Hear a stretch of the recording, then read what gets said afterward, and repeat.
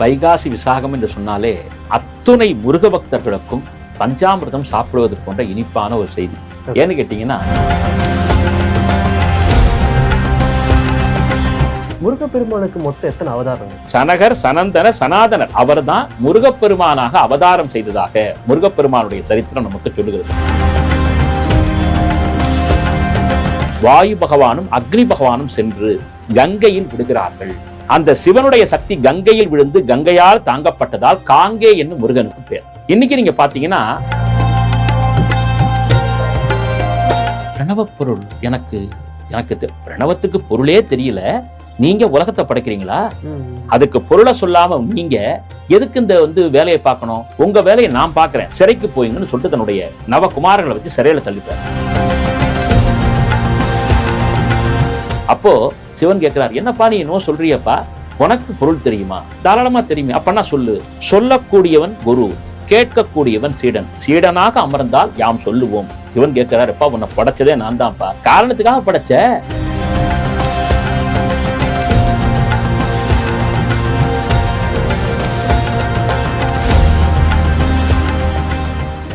Divine Tamil நேயர்களுக்கு வணக்கம். நான் உங்க சுஷீந்திரன். இன்னைக்கு நம்ம கூட இருக்கிற ஸ்பெஷல் கெஸ்ட் மன்னை நாராயணன் அவர்கள். வணக்கம் சார். வணக்கம் சார். எப்படி இருக்கீங்க? நல்லா இருக்கேன் சார். வர சனிக்கிழமை வைகாசி விசாகம் வரப்போகுது. முருகருக்கு ரொம்ப ஸ்பெஷலான டே அப்படின்ற மாதிரி சொல்றாங்க. இந்த நாள் எதுக்காக ஸ்பெஷல் டே?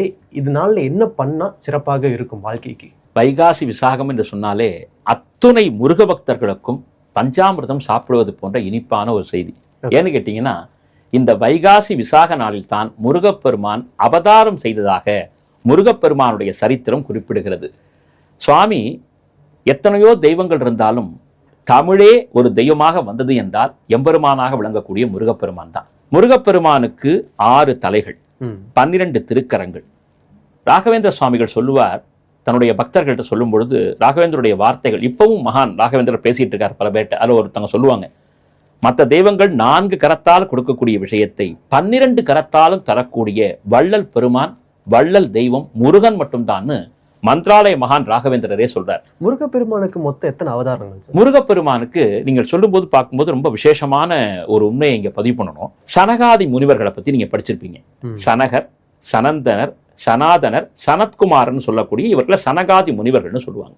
இவர்கள் சதாசர்வ காலமும் தியானத்தில் அப்படியே அமர்ந்திருப்பார்கள். அவங்களுக்கு எந்த ஆசாபாசங்களும் கிடையாது, சுக துக்கம் கிடையாது, தூக்கம் கிடையாது, அதாவது உணவு பசி எதுவுமே கிடையாது. 3 உலகத்திற்கும் போவார்கள். காலையில பிரம்மாவை, மதியத்துல சிவனை, இரவுல திருமாலை வழிபட்டு அவர்கள் சுழன்று கொண்டே இருப்பார்கள், சென்று கொண்டே இருப்பார்கள் சனகாதி முனிவர்கள். அப்போ ஒரு இடத்துல சனகாதி முனிவர்கள் திருமாலை குறித்து கடுமையான தவத்தில் இருக்காங்க. அப்ப சிவபிரானும் பார்வதியும் அங்க வராங்க. அப்போ அந்த 4 முனிவர்களை பார்க்கும் பொழுது சிவபிரானுக்கு சனாதனர்னு சொல்லக்கூடிய அந்த முனிவரை பார்த்தோன்னா ஒரு ஆசை வருது. ஏப்பா இந்த முனிவர் என்ன நிஷ்டையில இருக்காரு, முகத்துல அப்படி ஒரு தேஜஸான தேஜஸ், இந்த மாதிரி ஒரு குழந்தை நமக்கு பிறந்தா எப்படி இருக்கும் அப்படி என்று ஒரு நொடி சங்கல்பிக்கிறார். என்னைக்குமே இறைவன் ஒரு சங்கல்பத்தை வச்சுட்டான்னா அது அப்படியே நடந்துரும். அவர்கள் நினைத்த அந்த மறுகணம் அந்த சனாதனி என்று சொல்லக்கூடிய அந்த முனிவர் அப்படியே பார்த்து சிவபெருமானை பார்த்து நகைக்கிறார், மீண்டும் கண்களை மூடிக்கொள்கிறார். அந்த சனாதன முனிவர், அதாவது சனகாதி முனிவர்களை சனகர், சனந்தனர், சனாதனர் அவர் தான் முருகப்பெருமானாக அவதாரம் செய்ததாக முருகப்பெருமானுடைய சரித்திரம் நமக்கு சொல்லுகிறது. நீங்க எல்லாரும் பொதுவா ஒரு சக்தி தெய்வத்துக்கும் ஒரு சிவபெருமானுக்கும் பிறக்கும் பொழுது முருகப்பெருமானை மட்டும்தான் வள்ளல் வாரியார் சுவாமிகள் சொல்லுவார் ஆண் பிள்ளை என்று பேசுவார். ஏன்னு கேட்டீங்கன்னா, நெற்றிக்கண்ணிலிருந்து முருகப்பெருமான் காட்சி கொடுத்தான். 6 உருவங்கள், அதாவது 6 நெருப்பு பொறிகளாக முருகப்பெருமான் சிவபெருமானுடைய நெற்றிக்கண்ணிலிருந்து பிறந்தவன். பிறந்த மறுகணமே அந்த மகா ஆவேசமான அந்த ஒரு வேகமான அந்த ஒரு பேரொளி பிழம்பு ஆற்றல் கங்கையில் விடப்படுகிறது. வாயு பகவானும் குரு பகவானும் அக்னி பகவானும், அதாவது முக்கியமான பார்ட் என்னன்னு கேட்டீங்கன்னா, குரு பகவான் கண்ணால பார்த்து அதை குளுமப்படுத்துறார்.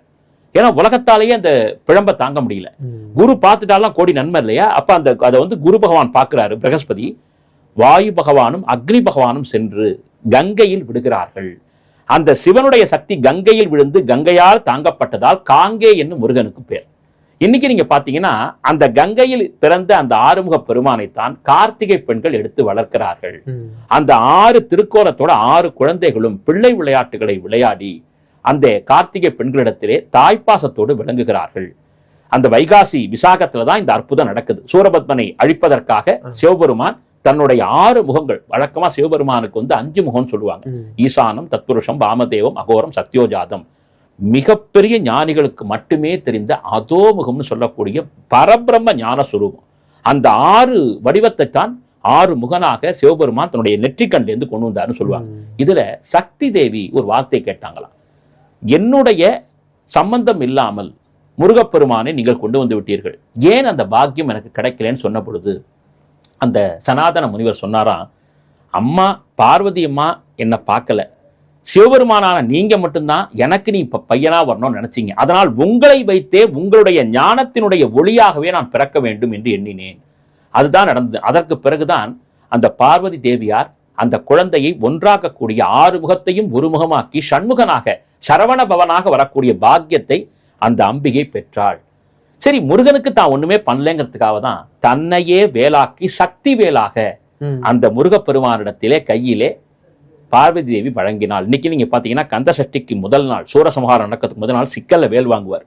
சிக்கல் முருகப்பெருமானுடைய முகமெல்லாம் அப்படியே வேத்து போயிடும் அந்த வேலை வாங்கும் பொழுது. அந்த வேலை எடுத்துட்டு வருவாங்க பாருங்க, வேல் நெடும் கண்ணின்னு அந்த அம்பாளுக்கு பேர். அந்த வேலை எடுத்துட்டு வந்தோடனே அந்த அர்ச்சகர் தன்னுடைய நிலையே இருக்காது, அவர் தான் யாருன்னே தெரியாது, தன்னுடைய அப்படியே நெருப்பு மாதிரி துள்ளி வருவார்.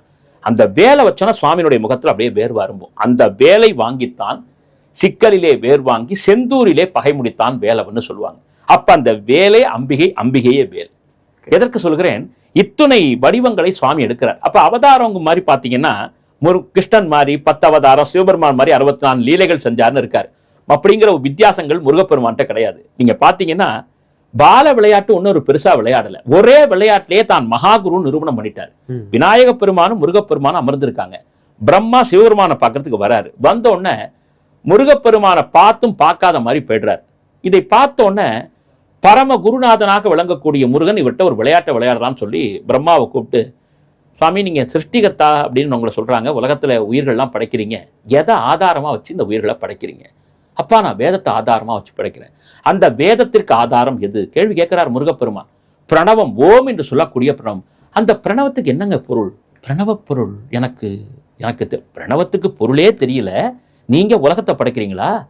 அதுக்கு பொருளை சொல்லாம நீங்க எதுக்கு இந்த வேலையை பார்க்கணும்? உங்க வேலையை நான் பார்க்கிறேன், சிறைக்கு போயுங்கன்னு சொல்லிட்டு தன்னுடைய நவகுமாரர்களை வச்சு சிறையில தள்ளிடுறாரு. பார்வதி அம்மா பஞ்சாயத்து பேசுது, இந்திரன் பேசுறாரு, நாரதர் வராரு, ஒன்றும் நடக்கல. கடைசியா சிவபெருமானே வந்ததுக்கு அப்புறம் தான் பிரம்மனை சிறையிலிருந்து விடுதலை செய்கிறார் முருகப்பெருமான். அப்போ சிவன் கேட்கிறார், என்னப்பா நீ என்னவோ சொல்றியப்பா, உனக்கு பொருள் தெரியுமா? தாராளமா தெரியுமே, அப்பன்னா சொல்லு. சொல்லக்கூடியவன் குரு, கேட்கக்கூடியவன் சீடன், சீடனாக அமர்ந்தால் யாம் சொல்லுவோம். சிவன் கேட்கிறார், எப்பா உன்னை படைச்சதே நான் தான்ப்பா, காரணத்துக்காக படைச்ச, அவனை கொல்லணும் சூரனை கொல்லணும்னு படைச்ச, இது காரண படைப்பு தானே அப்படிங்கிறார். சரி, அப்போ உனக்கு நான் அமர்ந்துட்டா நீ சொல்லிடுவியா? தாராளமாக சொல்லலாமே. உடனே அமர்ந்தவுடன் அவருடைய காதில் பிரணவத்தினுடைய உட்பொருளை முருகப்பெருமான் சொல்லுகிறார். அகார உகார மகாரத்தினுடைய வடிவத்தை சுருக்கமாக சொல்லி ஞானத்தின் ஒளி என்ன என்பதையும் வேதமெல்லாம் எந்த பிரணவ பொருளில் அடங்கி இருக்கிறதோ அந்த தன்மையும் சொன்னவுடன் அப்படியே முருகப்பெருமான் ஆற தழுவிக்கிறார். நீ வேறு நான் வேறு இல்லைன்னு சிவனே முருகன், முருகனே சிவனாகவும் உயர்ந்தாக சொல்லுவார்கள். அதனால தான் சுவாமிக்கும் நாதன் சுவாமிநாதன் சொல்லி ஒரு 6 படை வீட்டுல ஒரு படை வீட்டுக்கு நாயகனாகவே முருகப்பெருமான் விட்டிருக்கிறார். அந்த ஒரு பால விளையாடல். 2வது அவர் செஞ்ச பால விளையாடல் அவதாரத்தினுடைய விளைவை பார்த்தீங்கன்னா திருச்செந்தூர்ல முகாமிடுறாங்க. ராமபிரான் என்ன பண்ணாரோ தர்ம யுத்தத்தின் படி செய்ய வேணும்னு சொல்லிட்டு உடனே போய் அந்த கிரவுஞ்ச மலையை அழிக்கல, வீரபாகவே தூது அனுப்புகிறார்.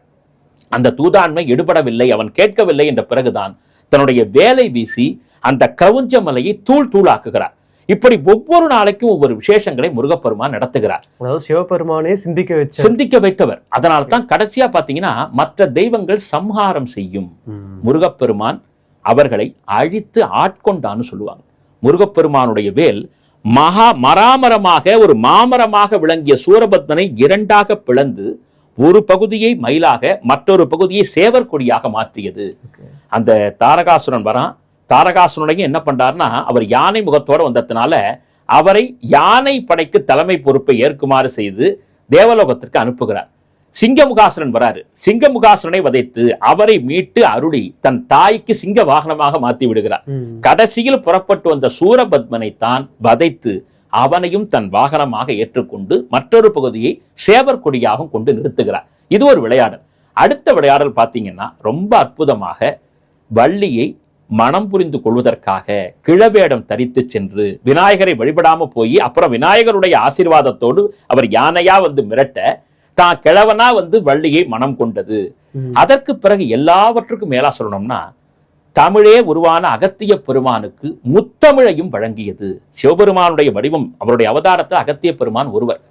ஆனால் தமிழ் கூறும் நல்லுலகத்தை வளர்ச்சிப்படுத்தவும் உலக மொழிகளுக்கெல்லாம் தாய்மொழி, முத்தான மொழி, முதன்மையான மொழி, ஆதாரமான மொழி, அற்புதமான மொழி நிரூபணம் பண்றதுக்காக அகத்திய பெருமானுக்குள் முத்தமிழையும் வழங்கி அந்த 3 தமிழுக்கும் இயல் தமிழ், இசைத்தமிழ், நாடகத்தமிழ் 3க்கும் இலக்கணத்தை எழுதுகன்னு சொல்லி ஞானத்தை கொடுத்தவர் முருகப்பெருமான். அவருக்கு அந்த திருவிளையாடலை நிகழ்த்தி இன்னைக்கு நீங்க பாத்தீங்கன்னா குமாரசுவாமி என்றுதான் அகத்தியரை வந்து அவரை அழைக்கிறார். அவர் வழிபடு தெய்வம் ஈசனாக இருந்தாலும் அவருடைய ஆத்மாவில் நிறைந்திருக்கக்கூடிய கடவுள் முருகப்பெருமானே. அது மட்டுமல்ல, நீங்க அப்புறம் பாத்தீங்கன்னா திருமுருகாற்றுப்படை எழுதக்கூடிய நக்கீரருக்கு அவர் வந்து திருவிளையாடல் நிகழ்த்தியது. அவ்வை பெருமாட்டியோடு அருள் விளையாடல் நிகழ்த்தி ஒரு பழத்தை, நாகப்பழத்தை கீழே போட்டு அந்த பழம் சுட்டுதா சுடலையான்னு சொல்லி அந்த அம்மாவுக்கு ஞானத்தை கொண்டு வந்து தான் யார் என்பதை உணர்த்தி அந்த அன்னையினுடைய வாயிலாகவே அருந்தமிழ் விஷயங்களை பெற்று அந்த அம்மாவை கைலாசத்துக்கு அனுப்புறார். திருவிளையாடல்ன்ற நேம் கரெக்டா தான் இருக்குது சார். நிர்ம அதாவது சார் இதுல உண்மையிலேயே விளையாட்டை துவங்கி நடத்தி காண்பித்தவர் முருகப்பெருமான் தான். முருகப்பெருமானுக்கு நிகரா இன்னொரு தெய்வம் கிடையாதுன்னே சொல்லிடலாம். அதனால தான் இன்னைக்கும் தமிழர்களாக பிறந்த அனைவருமே அப்பா முருகான்னு சொல்லிதான் உட்காருவாங்க. அந்த எம்பெருமானுடைய அவதார திருநாள் வைகாசி விசாகம். பழனியில பார்க்கலாம், திருச்செந்தூர்ல பார்க்கலாம். சுவாமியினுடைய அறுபடை வீடுகள் பழமுதி சோலையாகட்டும், பழனி ஆகட்டும், எல்லா திரு ஆறுபடை வீடுகளையும் பாத்தீங்கன்னா காவடி எடுக்கிறது என்ன, முருகப்பெருமான குடம் குடமா பாலாபிஷேகம் நடக்கிறது என்ன. திருமணத்துக்கு ரொம்ப விசேஷமான நாள் சார். அந்த நாள் முக்கியமான ஒரு நாள். அந்த நாள்ல பாத்தீங்கன்னா பௌர்ணமி திதியும் வந்து சேர்ந்துரும். அப்போ அன்னைக்கு நடக்கக்கூடிய விஷயங்களை பாத்தீங்கன்னா எல்லாருமே தங்களை மறந்து இருப்பாங்க. ஒவ்வொருவர் இதயத்திலும் முருகன் முழுமையாக ஆற்றுப்படுத்தி நிறுத்துவான். வடபழனி முருகன் சன்னிதானத்துக்கு நீங்க போய் பாத்தீங்கன்னா அந்த இடமே ஒரு தனி முருகனுடைய சேத்திரம். அதாவது இந்த ஒட்டுமொத்த சென்னையுமே அங்கதான் இருக்கும்னு நினைக்கக்கூடிய அளவுக்கு அந்த வடபழனியினுடைய மகிமை இருக்கும். மல்லக்கோட்டை முருகன், போரூர் முருகன், குன்றத்தூர் முருகன் சொல்லிக்கிட்டே போலாம். அந்த முருகனுக்கே உரித்தான நாளா இருக்கிறதுனால யாரெல்லாம் இந்த வைகாசி விசாக திருநாளில் முருகப்பெருமானை சென்று வழிபாடு நடத்துகிறார்களோ அவர்கள் இல்லத்தில் அதுவரை தடையாக இருந்த திருமணங்கள் நடந்துடும். கல்யாணமாகி குழந்தையே பிறக்கல, கண்டிப்பாக பிறக்கும். என்னுடைய பையன் வந்து படிப்புல கொஞ்சம் முன்ன பின்ன இருக்கிறான், அவனுக்கு நான் எவ்வளவோ டியூஷன் வச்சு பார்த்தேன், நடக்கல. அந்த பிரச்சனை தீர்ந்துடும். பேசாத குழந்தையும் பேசும். மனநிலை பாதிக்கப்பட்டவர்கள் கூட வைகாசி விசாக திருநாளில் முருகப்பெருமானுக்கு நடக்கக்கூடிய பாலாபிஷேகத்தை பார்த்து விட்டால் மனநிலை மாற்றப்படுவார்கள். ஐயா, ஒரு கொலகாரன், ஒரு கொள்ளக்காரன், அயோக்கியனை கூட நற்குணவானாக மாற்றக்கூடியது வேல். அதனால தான் வைகாசி விசாகத்தன்று வேல் வழிபாடு பிரசித்தியாக நடக்கும். அந்த வேல் வழிபாடு விபூதி அபிஷேகம் பண்ணுவாங்க. அந்த வேலுக்கு செய்த வழிபாட்டின் மூலமாக கிடைக்கப்பட்ட அந்த விபூதியை எடுத்து நாம் உட்கொண்டால் உடம்புல எந்த வியாதியும் வராது. அப்படிப்பட்ட ஒரு வரப்பிரசாதமான நாள், தமிழர்களுக்கான நாள் இந்த வைகாசி விசாகம். அதனால தான் அத்தனை பெருமக்களும் போய் எந்த ஒரு வித்தியாசமும் இல்லாமல் முருகப்பெருமான கால் கடுக்க நின்றுட்டு அந்த எம்பெருமான பார்ப்பாங்க. அதனால நிச்சயமாக வைகாசி விசாகத்தன்று நாம் செய்யக்கூடிய ஒவ்வொரு வழிபாடுகளும் நம் குடும்பத்திற்கு பக்கபலமாக நின்று நம் தலைமுறைதனையே காக்கும் என்று சொன்னால் ஐயமில்லை. வைணவ ரீதியா வைகாசி விசாகம் என்னென்ன சிறப்புகள்லாம் பெற்றிருக்கு? சைவத்திற்கு முருகப்பெருமானை போலே வைணவத்திற்கு விசேஷமாக இந்த விசாகம் ரொம்ப சிறப்பாக பேசப்படுது. வேதம் தமிழ் செய்த மாறன் என்று சொல்லக்கூடிய நம்மாழ்வார் அவர் மிகச்சிறப்பாக திருக்குறுகூர் என்ற தலத்தில், அதாவது தூத்துக்குடி மாவட்டத்தில் கூடிய ஒரு தலத்தில் உடையநங்கை காரிமாறன்னு சொல்லக்கூடியவர்களுக்கு பிறக்கிறார். ஒரு வேளார் சமுதாயத்தில் அவர் பிறக்கிறார். பிறந்த உடனே அந்த குழந்தைக்கு சடகோபன்னு பேர். ஏன்னா எல்லா குழந்தையும் பிறந்த உடனே அழ ஆரம்பிக்கும். ஏன்னா அந்த குழந்தை வெளியில அம்மா வயிற்றிலிருந்து வெளியில வரும் பொழுது இந்த உலகத்தினுடைய சுகம், துக்கம், கோபம், அன்பு, மகிழ்ச்சி எல்லாமே கலந்து வரக்கூடிய ஒரு வாயு உள்ள வருமா. அதை கோபித்து வெளியே தள்ளியவர் நம்மாழ்வார். அதனால்தான் சடகோபன்னு அவருக்கு பேர். சடம்ங்கிற வாயு கோபித்ததுனால சடகோபன்னு அவருக்கு பேர். அப்போ அவர் வெளியில வந்த உடனே பிறந்த குழந்தை அப்படியே தவழ்ந்து போய் ஒரு புளிய மரத்தில் சென்று அமர்ந்து விடுகிறது. அப்படியே ஞான நிலையில உட்கார்ந்துருது. அந்த குழந்தை பால் வேணும், சாப்பாடு வேணும்னு கேட்கல, அழல, எந்த ஒரு அசைவும் இல்லாமல் அந்த புளிய மரத்துல இன்னைக்கு நீங்க ஆழ்வார் திருநகரிங்கிற தலத்துக்கு போய் பார்த்தீங்கன்னா அந்த புலியை உறங்கா புலின்னு சொல்லுவாங்க. அப்படிப்பட்ட தமிழர்களுக்கெல்லாம் நாம வந்து தமிழனா பிறந்தவங்க எல்லாம் போய் வணங்க வேண்டிய புளிய மரம் அந்த மரம் தான். இன்னைக்கும் நம்ம வைஷ்ணவத்துல பாத்தீங்கன்னா புளியோதரை ரொம்ப விசேஷமா இருக்கும், புளிசாதம்னா ரொம்ப விசேஷமா இருக்கும். அந்த புளிய மரத்தில் நம்மாழ்வார் அமர்ந்து கொண்டதால் அந்த புளிய மரத்திலிருந்து கிடைக்கக்கூடிய புளியை பயன்படுத்தி அன்னத்தை தயாரித்து அதோடு கலந்து இறைவனுக்கு நிவேதனம் செய்கிறது. அதனால புளியோதரையை கொண்டு வந்ததே நம்மாழ்வார் தான். அதனால அவர் இல்லைன்னா வைஷ்ணவத்துக்கு அந்த புளியோதரையே இல்லைன்னு சொல்லலாம். அப்போ அந்த நம்மாழ்வார் அப்படியே அமர்ந்துறாரு. 12 வருடங்கள் அந்த ஞான நிலையிலேயே இருக்காரு. தினம் அந்த அம்மா வந்து பார்த்துட்டு போறாங்க. அப்போ இவருடைய அவதாரம் என்னன்னு பார்க்கும்போது இன்னும் ரொம்ப சூப்பரா சொல்லுவாங்க. கலியுகம் பிறந்து 31வது நாள் நம்மாழ்வாருடைய அவதாரம் நிகழ்ந்ததாக சொல்லுவார்கள். அப்படியே போய் அந்த மரத்துல உட்கார்ந்துறாரு. மதுரகவி ஆழ்வார் என்று சொல்லக்கூடிய ஒரு மகான், அவர் அந்த நம்மாழ்வாரையே இறைவனாகவே கருதியவர். 12 ஆழ்வார்கள்ல 11 ஆழ்வார்கள் தான் பெருமாளை பாடியவர்கள். இவர் மட்டும் தன்னுடைய குருவாக விளங்கிய நம்மாழ்வாரையே இறைவனாக கருதி கண்ணினுன்னு சிறுத்தாம்பினால் கட்டுண்ண பண்ணிய பெருமாயன்னு ஒரு அற்புதமான பாசுரங்கள் எழுதுறார். அது எல்லாம் தன்னுடைய ஆச்சாரியன் குரு மேல பண்ணுது. மதுரகவி ஆழ்வார் காசியில போய் குளிக்கிறாரு. திடீரென்று ஒரு ஒளி எழுது. அந்த ஒளி என்னவோ இவரை ஏதோ பண்ணோன்னு அப்படியே அந்த ஒளிக்கு பின்னாடியே போறார். அந்த ஒளி மெதுவா நகருது. அதை பின்பற்றி வராரு. அது போய் மறைந்த இடம்தான் ஆழ்வார் திருநகரில் இருக்கக்கூடிய அந்த புளிய மரம். அந்த உள்ள போனோன்னா அந்த நம்மாழ்வார்க்குள்ள மறைஞ்சு போனோன்னு அவர் கேட்க கேள்விக்கு ஒற்றை வரியாக பதில் வருகிறது. அப்போ அவர் கேட்கிறாரு, ஏன் இப்படியெல்லாம் நடக்குது, இதெல்லாம் நீங்க யாரு என்னன்னு பெருமாளுடைய மகத்துவத்தை எல்லாம் அவர் சொல்லுகிறார். திருமால் தான் உலகத்தினுடைய மூல முதல் கடவுள் அப்படிங்கிறத சொல்றாரு. வேதம் தமிழ் செய்த மாறனாக, நீங்க ஆழ்வார்களுடைய தலைவர்னா அது நம்மாழ்வார் தான். மற்ற ஆழ்வார்கள்லாம் ஒவ்வொரு தலத்துக்கும் போய் அந்த தலத்து இறைவனை பாடியிருக்காங்க. ஆனால் இந்த நம்மாழ்வாருடைய பாடலை கேட்கணும்னு 108 திவ்யதேச பெருமாளும் வரிசையில நின்றுகிட்டு எனக்கு ஒரு பாட்டு பாடு, எனக்கு ஒரு 10 பாட்டு கொடுக்க மாட்டியான்னு வரிசையில நின்று பாட்டு வாங்கிட்டு போயிருக்காங்கன்னா நீங்க பாத்துங்க. அந்த நம்மாழ்வாருடைய அவதாரம் விஸ்வக்ஷேனர்னு சொல்லுவாங்க, சேனை முதல்வர் அப்படிம்பாங்க. அந்த சேனை முதல்வருடைய அவதாரமாக தான் நம்மாழ்வாருடைய பிறப்பு. 12 ஆழ்வார்கள் 1000க்கும் மேற்பட்ட பாசுரங்களை அருளி செய்தவர்.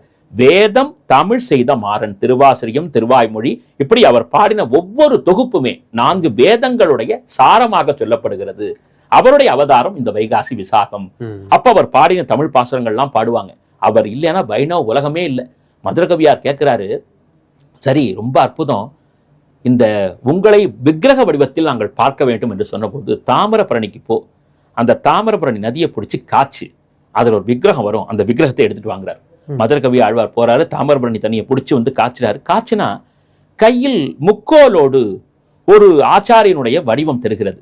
இவர் நம்மாழ்வார் கிடையாதுன்னு கொண்டு வந்து சுவாமிகிட்ட கொடுத்து, சுவாமி இந்த விக்கிரகம் இவர்தான் இந்த தமிழ் கூறும் நல்லுலகத்திற்கு வெடிவெள்ளியாக சாதி சமயமற்ற ஒரு புரட்சி மிகுந்த சமுதாயத்தை உருவாக்கக்கூடியவராக வரக்கூடிய அற்புதமான ஆச்சாரியன். இவர் பிற்காலத்தில் ராமானுசன் என்று அழைக்கப்படுவார். இவர்தான் அனைத்து தரப்பு மக்களுக்கும் குருவாக விளங்கக்கூடியவராக வரப்போகிறார். அதனால தான் உனக்கு இந்த ஆச்சாரியனுடைய விக்கிரகத்தை காமிச்சேன். ஐயா உங்க விக்கிரகம் இதோ நான் தருகிறேன்னு சொல்லிட்டு திருப்பி போய் அந்த தண்ணியை காய்ச்ச சொல்றாரு. அந்த தண்ணீரை காய்ச்சி வரும்போதுதான் இன்றைக்கும் ஒளிப்படாத சுத்தமாக அந்த தண்ணீரில் காய்ச்சி உருவாக்கப்பட்ட விக்கிரகம் தான் ஆழ்வார் திருநகரையில் விக்கிரகமாக நம்மாழ்வாராக பெற்றிருக்கிறார். தமிழரா பிறந்தவங்க, தமிழாசிரியரா இருக்கிறவங்க, பேச்சை தொழிலாக கொண்டவர்கள், எழுத்தை தொழிலாக கொண்டவர்கள், திரைத்துறையினர், இந்த கலை சம்பந்தப்பட்டவர்கள் எல்லோருமே என்னால இன்னைக்கு பேச முடியுதுன்னா அதற்கு காரணமாக விளங்குவோரே நம்மாழ்வாருடைய பாசுரங்கள் தான். அந்த பாசுரங்கள் வேற இல்லை, தமிழ் வேற இல்லை. அதனால கண்டிப்பாக அந்த சிறப்பு மிகுந்த வைகாசி விசாகத்தன்னைக்கு வைணவர்கள் எல்லாம் நம்மாழ்வாரை நோக்கி படையெடுத்து போவாங்க. அந்த நம்மாழ்வார் சன்னிதானத்துல பாத்தீங்கன்னா தீர்த்தவாரி எல்லாம் நடக்கும். அந்த தீர்த்தத்துல எல்லாரும் குளிப்பாங்க. உடவாக இருக்கக்கூடிய குழந்தைகள் கூட எழுந்து உட்காருன்னு சொல்லுவாங்க. அப்படிப்பட்ட சக்தி படைத்தவர் அந்த நம்மாழ்வார். அப்ப அவருடைய திருமேனி இன்னைக்கு நீங்க பாத்தீங்கன்னா விக்கிரக வடிவத்துல ஆழ்வார் திருநகரில் இருக்கு. எல்லா வைணவ தலங்கள்லையும் அந்த ஆழ்வாருடைய பிறந்த நாளை ரொம்ப விசேஷமா கொண்டாடுவாங்க. முக்கியமா காஞ்சிபுரத்துல கருட சேவை நடக்கும். ஒவ்வொன்றுக்கும் ஒரு சிறப்பு. ஸ்ரீரங்கம்னு எடுத்துக்கிட்டீங்கன்னா வைகுண்ட ஏகாசி, திருப்பதியில எடுத்துக்கிட்டீங்கன்னா பிரம்மோற்சவம், அதுல காஞ்சிபுரம்னா கருட சேவை. அந்த காஞ்சி கருட சேவையை பார்க்கறதுக்காக அத்தனை வைணவ பெருமக்களும் போவாங்க. ஒரு கருடன் எப்படி அந்த ரெக்கையை அடிச்சு அப்படி மேல பறப்பாரோ அப்படியே அந்த கருட சேவையை பிரத்யட்சமாக நாம் அனுபவிக்கலாம். இன்னைக்கு நீங்க காஞ்சிபுரத்துக்கு போனீங்கன்னா வைகாசி விசாகத்தன்னைக்கு ரொம்ப ஏற்றமா கருட சேவை நடக்கும். அதனால இந்த ஆழ்வாருக்கு விசேஷம், திருமாலுக்கு விசேஷம், முருகப்பெருமானுக்கு விசேஷம். அதனால வைகாசி விசாகமே ஒரு எல்லாருக்குமான தமிழர்களுக்கான ஒரு அற்புதமான திருநாளாக விளங்குகிறது. அதனால வாய்ப்பு இருக்கக்கூடியவர்கள் முருகப்பெருமானை போய் சேவிங்க. அதே மாதிரி எனக்கு நேரம் கிடைக்குதுன்னா நம்மாழ்வாரை வழிபட்டு காஞ்சி கருட சேவையும் பாருங்கள். கண்டிப்பாக சகல சௌபாகியமும் நம்முடைய தமிழ் மக்கள் பெறுவார்கள் என்பதில் எந்தவித ஐயமும் கிடையாது. நம்ம நேயர்களுக்காக ரொம்ப அழகாவே நிறைய சொன்னீங்க சார். நன்றி. மிக்க நன்றி.